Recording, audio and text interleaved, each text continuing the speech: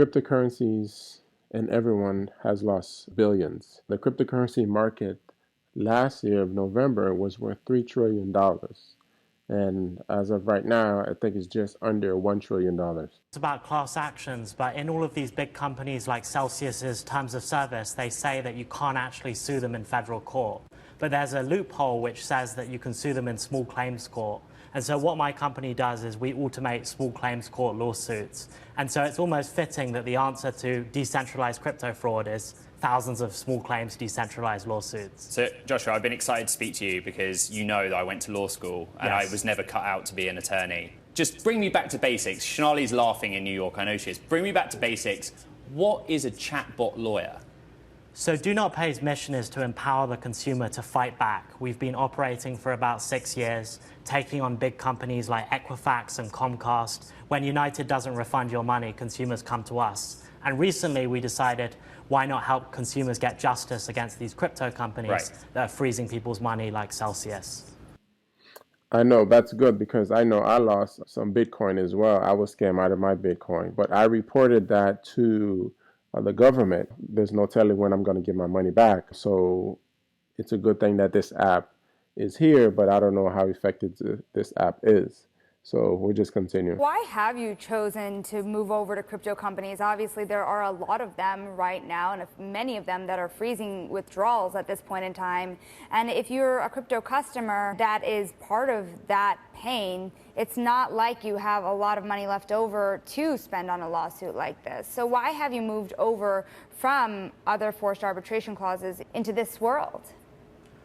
So Small Claims Court is an amazing tool. It can get consumers between $10,000 and $25,000, and it's a very easy process. A judge will often side with a consumer in their local jurisdiction just because they feel bad for them.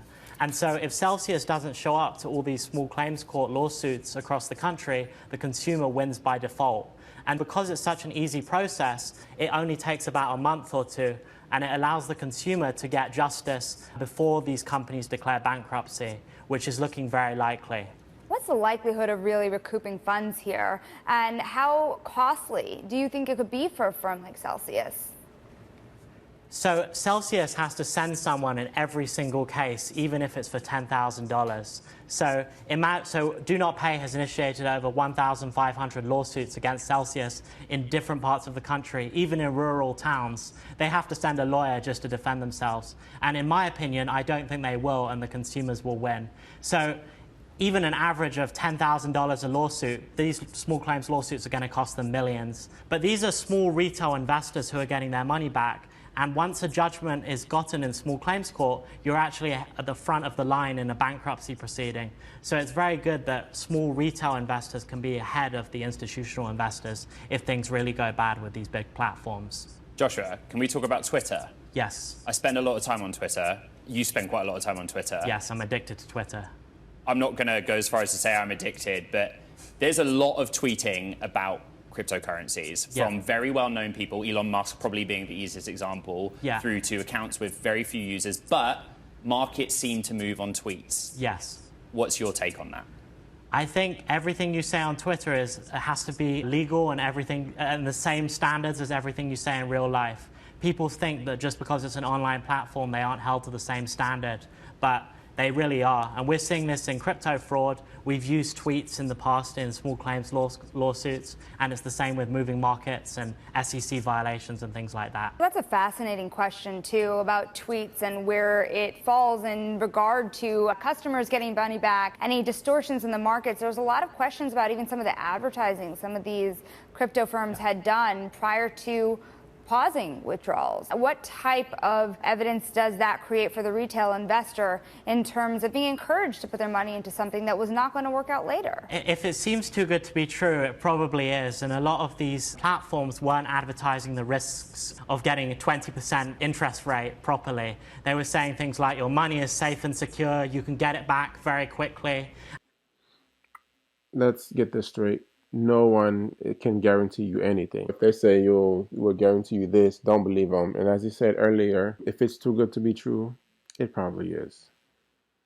And even though they buried in the terms of service, they have all of these special clauses, that's really not clear written consent based on FTC guidelines. And so if you're not clear with the consumer, you will face all of this litigation and regulatory problems if things go badly. We're seeing a pretty ugly chart on the screen. Bitcoin, year to date, 1 year, it's down a lot. That's been a part of the story. I'm going to use Shonali's favorite word, regulation. You reckon that we'll see some more regulation in this space? I think we will. I think so many people will lose so much money that everyone is going to write to their congressman. Do Not Pay also does that to get as much regulation as possible. I think we need regulation. And just like the beginning of the tech boom, where a lot of companies came, and then because of it, well, they came and then they went under, they turned belly up, is the same thing that we're seeing in the cryptocurrency space. So once regulation happens, hopefully it will make things better, and then those true crypto companies will emerge just like Google and Amazon did in the beginning. Be more specific there. What exactly is Do Not Pay asking for regulation here, especially because there is a sense that the SEC might come down harder on the enforcement side than it will on the actual regulatory side in creating new rules? So all of these crypto companies generally have money transmitter licenses, which is a very low standard of regulation. What they're actually doing is something called being a broker-dealer. And so at the very least, we would want them to all be licensed as broker-dealers versus money transmitters. And I think that would lead to more disclosures and consumers feeling like they're better protected. And there are lots of legitimate companies like Coinbase who would probably go in that direction, but less legitimate players like Celsius that are speculating with funds might not survive.